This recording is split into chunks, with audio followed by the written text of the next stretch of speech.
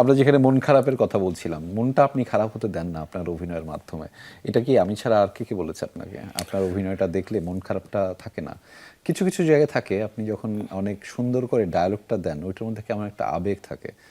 আমি ছাড়া কে বলেছে এই কথা বলেন? এটা আমার ফ্যান আমার সব থেকে বড় ফ্যান ছিল আমার আব্বা।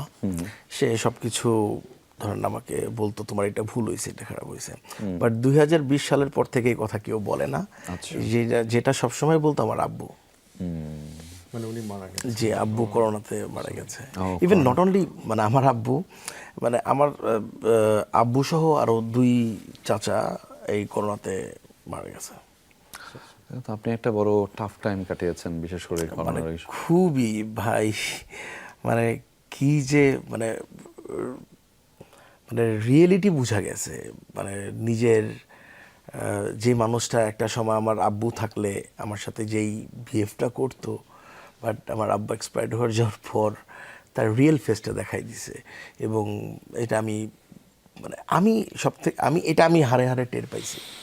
কোনো সমস্যা নাই, রিয়েল ফেসটা তো দেখাই যায়, কিন্তু আপনার একটা দুর্দান্ত, আমি একটু বাপি ভাইয়ের কথার প্রসঙ্গ ধরেই টানি, যে রিয়েল ফেসের মাধ্যমেই অনেক ফেস স্ক্রিনে দেখানোর একটা সুযোগ থাকে। এটাকে এনজয় করেন কিনা? এইটা আমি এনজয় করি এবং কিভাবে? আমি আমার সর্বোচ্চটা দেওয়ার চেষ্টা করি। কি দেওয়ার চেষ্টা করেন? মানে সর্বোচ্চটা দিতে চাই।